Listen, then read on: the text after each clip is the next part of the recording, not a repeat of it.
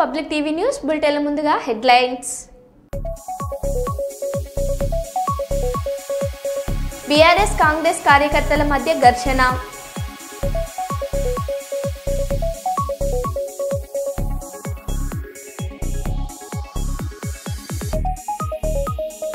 Karimnagar Telangana చౌక్లో CM Revanth Reddy దిష్టిబొమ్మ దహనం.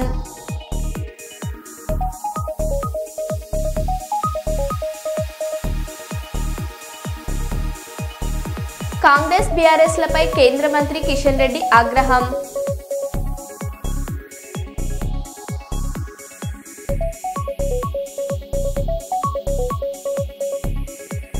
చంద్రయాన్ గుట్టలో తెలంగాణ ప్రభుత్వం weekend కూల్చివేతలు.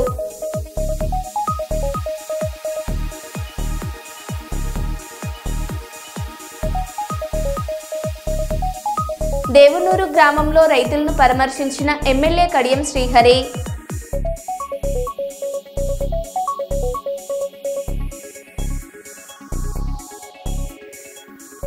ఇక వివరాల్లోకి వెళ్తే, ముఖ్యమంత్రి రేవంత్ రెడ్డి భారతదేశ సైనిక శక్తిని కించపరిచే విధంగా వ్యాఖ్యలు చేయడం పట్ల కరీంనగర్ బీజేపీ శ్రేణులు ఆందోళన చేపట్టారు.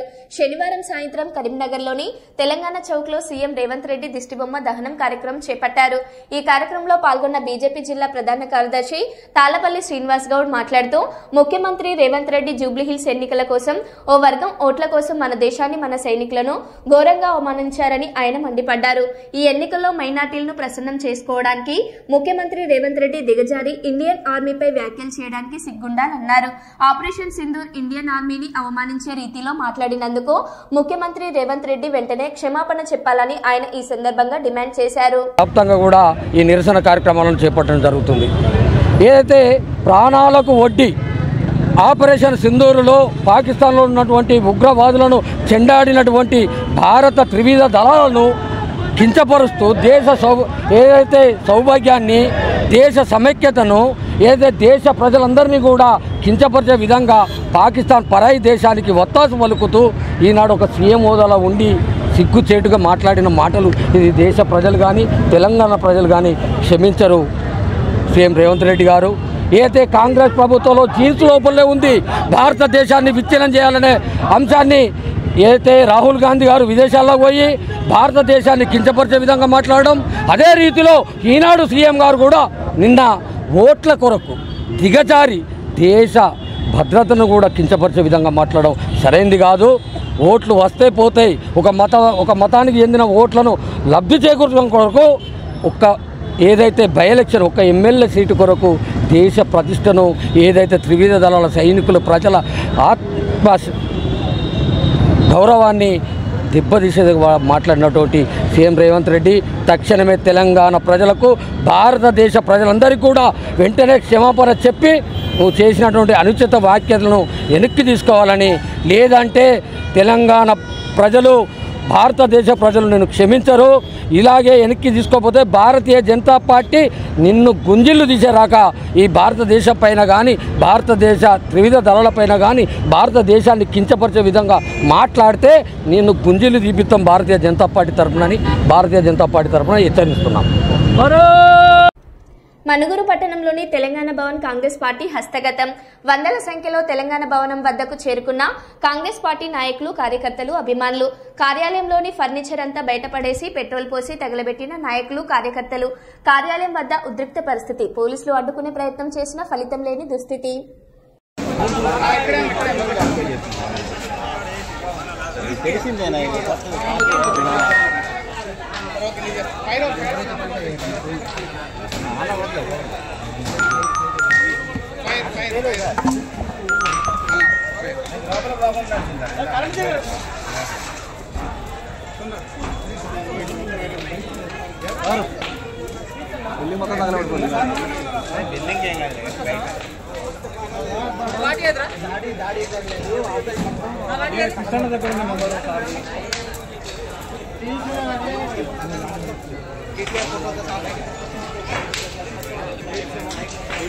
వైసీపీ ఫేక్ ప్రచారంపై NDA CM Chandrababu serious. Fake పార్టీకి ఏమీ దొరకడం లేదు, వారి జీవితమే ఫేక్. ఇలాంటి వాళ్లకు రాజకీయాలు చేసేందుకు అర్హత ఉందా? అసలు వారికి పార్టీగా ఉండే అర్హత ఉందా? నేరస్తులే రాజకీయ పార్టీ పెట్టి రాజకీయ అండతో నేరాలు చేస్తూ ఫేక్ ప్రచారాలు చేస్తున్నారు. వైసీపీకి ఓ పాంప్లెట్ ఉంది, ఓ ఛానల్ కూడా ఉంది. పేపర్ ఛానల్ ద్వారా శివ రాజకీయాలు చేస్తే తీవ్ర పరిణామాలు. కులాల మధ్య విద్వేషాలు రగిల్చే ప్రయత్నాలు చేస్తున్నారు.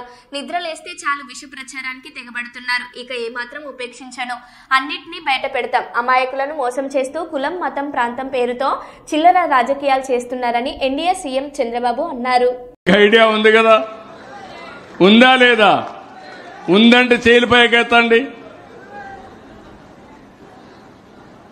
దానిపైన ఆ గొడ్డలితో చంపి ఆ నేరాన్ని నాపైన నేనే ముఖ్యమంత్రిని. నాకే ఆశ్చర్యం వేస్తుంది ఎంత అమాయకుడు ఎట్లా మోసపోయానని. నేను దయాదాక్షిణ్యాలు, నేను ఎవరి మీద రాగద్వేషాలతో పనిచేయను. అదే సమయంలో ప్రజలకు నష్టం కలుగుతుందంటే, మీ ప్రాణాలకు మీ ఆస్తికి నష్టం జరుగుతుందనుకుంటే ఎలాంటి వ్యక్తి అయినా ఎలాంటి సమస్య ఉన్నా ఢీ కొట్టడానికి నేను సిద్ధంగా ఉంటానని మరొకసారి తెలియజేస్తున్నా. ఒకప్పుడు రాయలసీమలో ముఠా నాయకులు ఉన్నారా లేదా? ముఠా కక్షలు ఉన్నాయా లేదా? అనంతపూర్లో హత్యా రాజకీయాలు జరిగాయా లేదా? జరిగాయా? ఈరోజు జరుగుతున్నాయా? ఈరోజు ముఠాలు పూర్తిగా అణిచివేసిన వ్యక్తిని పార్టీ తెలుగుదేశం పార్టీ అని చెప్పి నేను మీకు తెలియజేస్తున్నా. మొహమాటంగా కొట్టాం, పార్టీలు చూడలేదు. అదే మరిగా తీవ్రవాద సమస్య. ఆ రోజు నేను ఒకటే చెప్పాను, మీ సిద్ధాంతం కరెక్ట్ కాదు, దీనివల్ల అభివృద్ధి ఆగిపోతుంది, మీరు కూడా జనజీవన స్రవంతికి రండని చెప్పాను. నా మాట వినలేదు. ఆ రోజు మీరు చూస్తే హైదరాబాద్ చుట్టుపక్కల తీవ్రవాద సమస్య ఉండేది, గట్టిగా యాక్ట్ చేశాం. కడాన మీరు చూస్తే తిరుపతిలో 2003లో నా మీద 23 క్లెయిమోర్ మైన్స్ బ్లాస్ట్ చేసి సాక్షాత్ వెంకటేశ్వర స్వామి దిగొచ్చి నా ప్రాణం కాపాడాడు తప్ప ఇంకోటి కాదు. ఇది అసాధ్యం. అయితే నా ప్రాణానికి కూడా నేను ఎప్పుడూ భయపడలేదు. ప్రజల ప్రాణాలు కాపాడడానికి నా ప్రాణాన్ని ప్రణంగా పెట్టాను తప్ప ఇంకొక పక్క హైదరాబాద్లో కమ్యూనల్ విధ్వంసాలు, నాగరిక ప్రపంచంలో అనాగరికంగా ఒకరినొకరు చంపుకోవడం, ఇదేంటని అడిగితే ఎదురు తిరిగే పరిస్థితి. నిర్మోహమాటంగా యాక్ట్ చేశాను. హైదరాబాదే కాదు, రాష్ట్రంలో మత సామరస్యాన్ని కాపాడాం. మత విద్వేషాలు అణిచివేసిన పార్టీ తెలుగుదేశం పార్టీ అని చెప్పి కూడా నేను మీకు తెలియజేస్తున్నా. అలాంటివన్నీ చేస్తే ఆ రోజు మీరు చూస్తే నిద్రలేసి చూశాను. చూడంగానే మా వాళ్ళు పంపించారు ఒక చీటీ నాకు. వివేకానంద రెడ్డి గుండెపోటుతో చనిపోయాడు. ఎవరు చెప్పారు? సాక్షి పేపర్లో వచ్చింది. నేను కూడా అనుకున్నాను సాక్షి టీవీలో అందరూ వచ్చాయి కాబట్టి ఇంత నీచం చేస్తారా అని. నేను కూడా నమ్మి గుండెపోటుని పాపం అనుకున్నా. పాపం అనుకొని నేను గమనున్నాను. ఎలక్షన్లు వచ్చాయి, సీట్లు పంపిణీ ఆ గొడవల్లో ఉన్నాం. అది అవుతానే మీరు ఒకసారి చూస్తే ఆయన కూతురు బయలుదేరి వస్తూ మా నాన్న చనిపోయాడు, ఏదో నాకు అనుమానం ఉంది, మీరు పోస్ట్ మార్టం చేయాలని అడిగితే పోస్ట్ మార్టం చేయమని ఆదేశాలు ఇచ్చాం. ఆటోమేటిక్గా చేయాలి. హైదరాబాద్ చంద్రయానగుట్ట పరిధిలోని హఫీజ్ బాబా నగర్ ప్రాంతంలో ఉన్న అర్ణ గ్రామర్ స్కూల్ బిల్డింగ్ కూల్చివేసిన జీహెచ్ఎంసీ భవనం లోపల పిల్లలు ఉన్నారు. వారికి పరీక్షలు జరుగుతున్నాయి. స్కూల్ సమయం అయ్యాక కూర్చోమని టీచర్లు చెప్పినా వినని అధికారులు. బిల్డింగ్ కూర్చొద్దని కోర్టు తీర్పును కూడా పరిగణించకుండా మాకు ఎలాంటి నోటీస్ ఇవ్వకుండా ఒక్కసారిగా బుల్డోజర్లు వేసుకుని రావడం దారుణమని మండిపడుతున్న సిబ్బంది. కోర్టుకు సెలవు ఉన్న రోజు వచ్చి ఫర్నిచర్ అంతా ధ్వంసం చేశారని ఆవేదన వ్యక్తం చేసిన పాఠశాల యాజమాన్యం.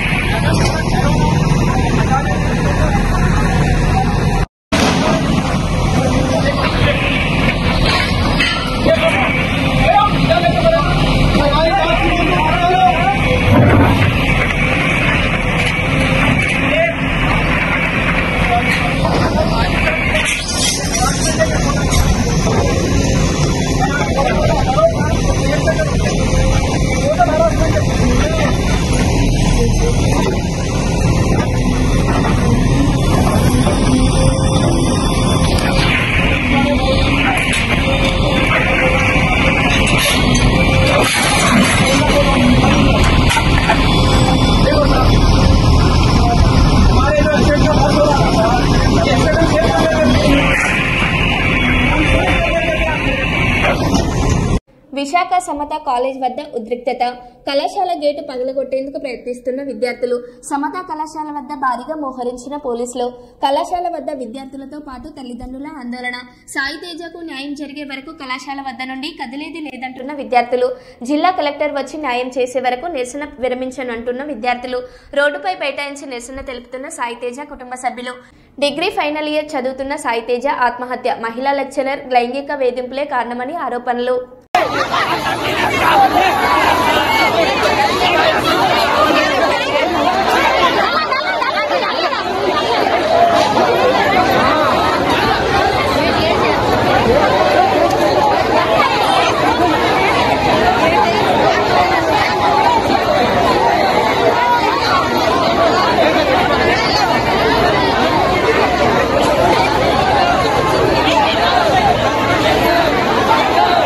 భద్రాచలం రామాలయంలో అపచారం.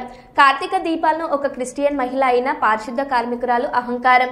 పవిత్ర కార్తీక మాసంలో హిందువులు వెలిగించిన కార్తీక దీపాలను తీసి పక్కకు పడేస్తున్న క్రిస్టియన్ పారిశుద్ధ కార్మికురాలు. మీరు ఎవరికి చెప్పుకుంటారో చెప్పుకోండి అని హిందూ భక్తుల్ని బెదిరిస్తున్నది. ఒక క్రిస్టియన్ అసలు దానికి అక్కడ జాబ్ ఎవరిచ్చారు? పవిత్రమైన రామాలయంలో అపవిత్రమైన తప్పులు చేసే క్రిస్టియన్ కి ఎవరు ఉపాధి కల్పించారు? అసలు దానికి సిగ్గులేదా? ఆలయ ఈవో మరియు స్థానిక శాసనసభ్యులు తెల్లం వెంకట్రావు సమాధానం చెప్పాలి. అసలు తెల్లం వెంకట్రావు ఒక క్రిస్టియన్ ఆయన ప్రోదబలంతోనే క్రిస్టియన్ ఉద్యోగుల్ని నియమించారు. ప్రపంచం ప్రఖ్యాతిగాంచిన భద్రాచలం రామాలయాన్ని అపవిత్రం చేస్తున్నారు.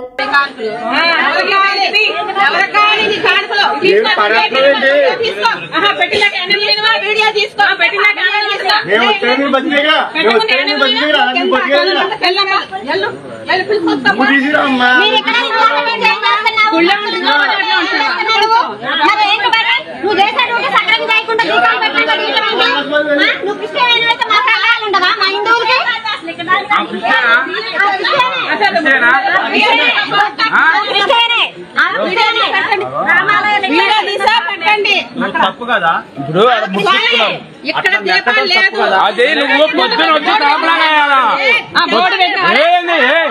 మేమంటే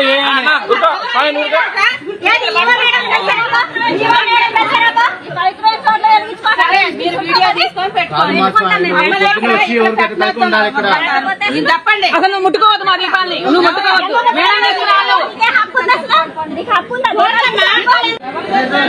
అక్కడ ఎవరు పెట్టకపోకుండా నీ మాత్రం ఎందుకు పెడతాం? పెట్టాననే ఉద్దేశంతో నాకు పెట్టింది. ఎక్కడి నుంచో వచ్చి ఎందుకు వచ్చినా మేము పెడుతున్నా. నీళ్ళు పోయమ్మా, నీళ్ళు తెచ్చిపోయి నీళ్ళు పోయి అదే నీళ్ళు పోయి నీళ్ళు పోయి అసలు ఇందులోనా?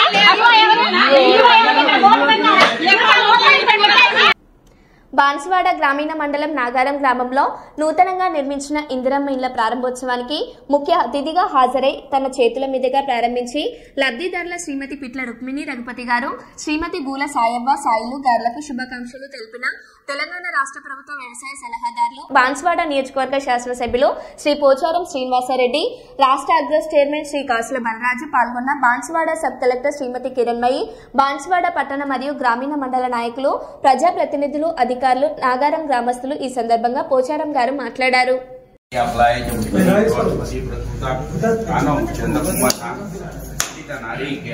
निवेदयामि पद्मासने पद्महुरो पद्माग्रे पद्मसंभवे ऐश्वर्याय बोधाय धनदाय महाधने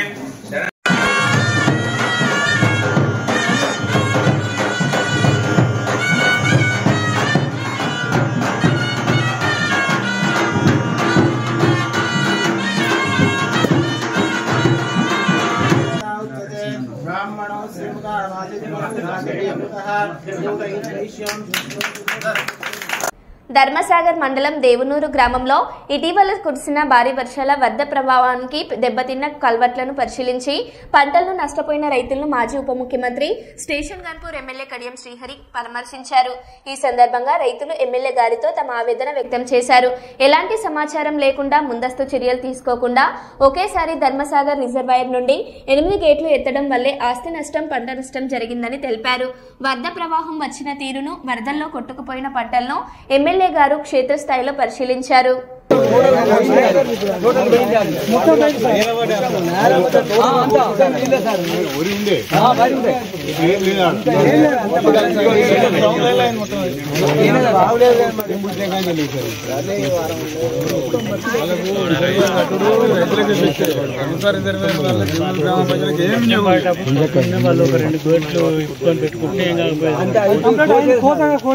ఇద్దరు మెదరంగా కోసుకొని మిషన్ మాట్లాడుకున్నాం కటింగ్ అయిపోయేది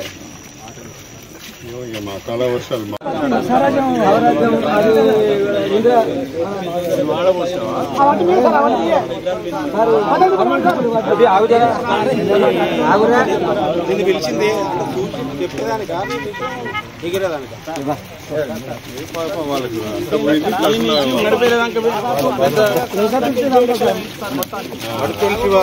చనిపోయినాయో వాటికి కూడా మనము అది కూడా అప్పుడు మన మొత్తం ఎంతమంది రైతులు ఎన్ని బస్సులు చనిపోయినాయి, ఊర్లు చనిపోయినాయా, మేకలు చనిపోయినాయా, బర్రెలు చనిపోయినాయా, ఆవులు చనిపోయినాయా, లేకపోతే కొన్ని కోడిపిల్లలు కూడా చనిపోతుంది తెలిసిన పూలు కొట్టుకుపోయినట్లు అవన్నీ కూడా ప్రతి రైతుకు సంబంధించిన పూర్తి సమాచారం తీసుకుంటే ప్రభుత్వ పరంగా వాళ్ళకు ఎంత వేదంతా మ్యాక్సిమం మనము వాళ్ళు నష్టపోయిన దానికి ఇవ్వలేము. దాని చూస్తేనే మనకే బాగా నష్టపోయే పూర్తి ఇవ్వలేదు. కనీసం ప్రతి రైతు కూడా ఏదో రకంగా సహకారం అందించారు. ఆవు ఇవి ఎక్కడ తింటున్నాయా? ఏ ఊరు?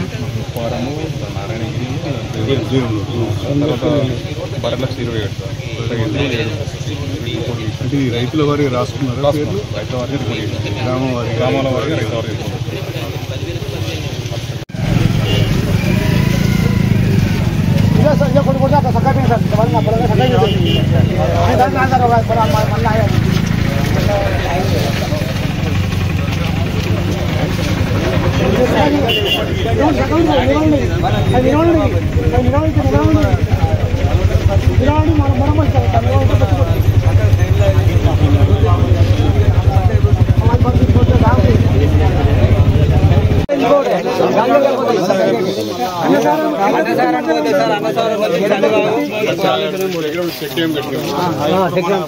మెయిన్ రోడ్ దాటి కిందికి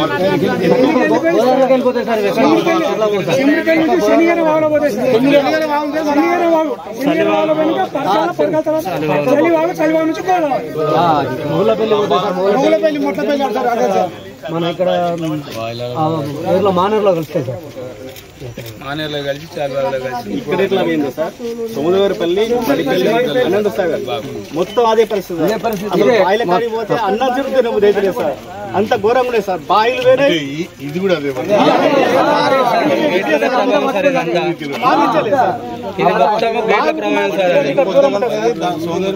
అలా పట్టక ఎక్కి మొత్తం ఆడదాకా రండి సార్. గోడ కంపౌండ్ గోడ దాకా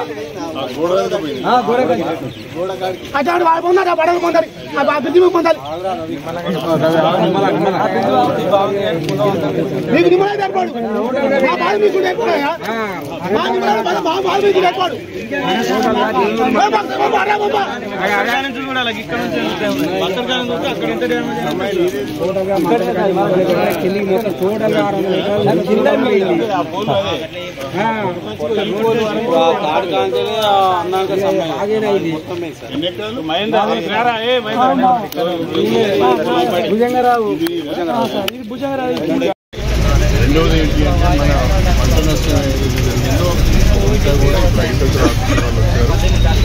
సర్వే నెంబర్ వైజ్ రైతు వారిగా అది మొత్తం కూడా మనము లెక్కలు తీస్తాం. మూడవది ఇసుక రేట్ వేసినాం. ఇది ఉంది ఇది ఇంకా ముందర ఎక్కడ ఇసుక మేటలు వేసినవి కూడా మనం సపరేట్గా చేయాలి. ఎందుకంటే ఈజీ వేసుకుంటే వాళ్ళకి 50,000 అయినా 40,000 అది ఇసుక మేట ఇంతకుముందు చెప్తున్నారు. దీనితో పాటు బాగా ఎక్కడెక్కడైతే ఇసుక మేటలు వేసినాయో ఆ ఇసుక మేటలు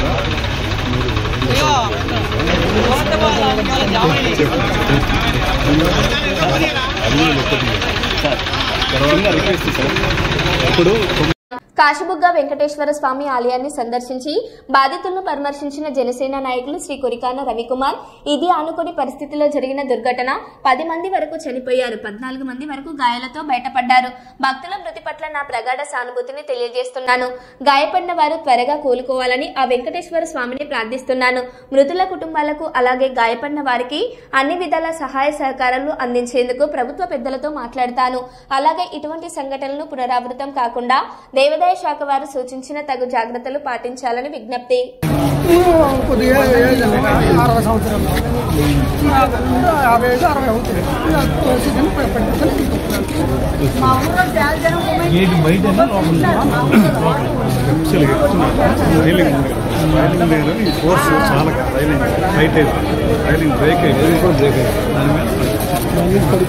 ఏంటంటే మరి ఎవరికెవరు చాలా చిన్న కంట్రోల్ లేకుండా చాలా వేల మంది ఎక్కువ చనిపోవడం కానీ మిగతా అందరూ చిన్న పిల్లల నుండి అందరూ బయటపడ్డారు కదా, ప్రజలు తట్టుకోలేక చనిపోయారు. ఇప్పుడు కింద పడిపోయారు. మరి కింద మనుషులు ఉన్నారని చూడండి, ఎవరి ఆత్రానికి వాళ్ళు వెళ్ళిపోయారు, తోడుకుంటూ పడిపోతున్నారు, తోడుకుంటూ కొద్దిగా 5 రోజులు వెళ్ళిపోతున్నారు. లాస్ట్ గేట్ వేసిన తర్వాత కూడా వెళ్ళిపోతారు అనమాట. ఎవరు పడవనుగా ఎవరికెవరు మరి పెట్టించుకోవడం లేదు. ఆ గేట్ ఎవరు మంచి చేస్తే లైన్ పూర్తిగా ఎవరు వైఫల్యం అనుకుంటారు సార్? ఎవరు వైఫల్యం అనేది ఇది దుర్ఘటన, ఇలా యాక్సిడెంట్ అనుకోకుండా జరిగింది. అది యాంటిసిపేట్ చేయడం ఎవరు అనుకోలేదు సార్. అన్ఫార్చునేట్లీ మీరు అంటున్నారు, కానీ కనీసం ఎవరు కూడా అక్కడ లేరు, కనీసం స్థానికంగా అంటూ చెప్తున్నారు. అక్కడ అంతమంది భక్తులు వస్తారని యాంటిసిపేట్ చేయలేదు. ఫస్ట్ థింగ్ మనం దీన్ని ఎవరిని దీన్ని మనం రాజకీయాలు చేయొద్దు దయచేసి. ఎందుకంటే అదో దుర్ఘటన, అది గుడిలో అనుకున్న దానికంటే ఎక్కువ మంది వచ్చారు. అక్కడ వాళ్ళు ఉన్న పరిస్థితులు బట్టి ప్యానిక్ అయ్యారు. ఆ మెయిన్ రైలింగ్ విరిగిపోవడం వలన ఒకరి మీద ఒకరు పడిపోవడం జరిగింది. లేదంటే కొంచెం టైట్ అయి ఉన్నా ఇప్పటికి అందరూ వాళ్ళు దర్శనం చేసుకుని వచ్చేసి ఉండేవాళ్ళు. ఎప్పుడైతే రైలింగ్ విరిగిపోయి పడిపోయిందో వీళ్ళందరూ వెళ్ళి పడడం వల్ల ఒత్తిడి వలన దాని నుంచి ప్యానిక్ అయ్యి ఒకరి మీద ఒకరు పడి తొక్కిసలాట జరిగింది.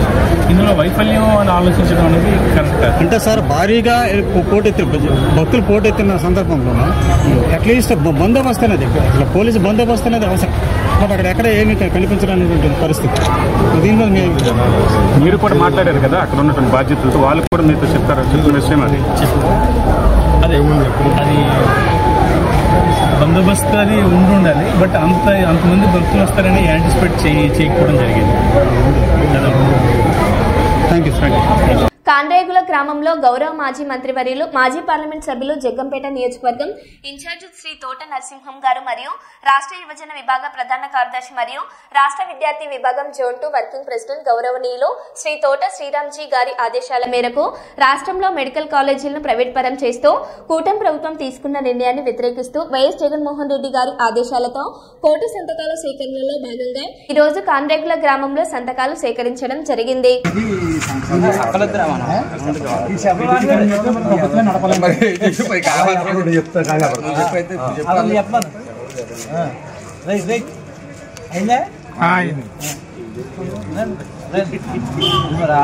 మరో బులెటిన్లో మళ్ళీ కలుద్దాం. Stay tune.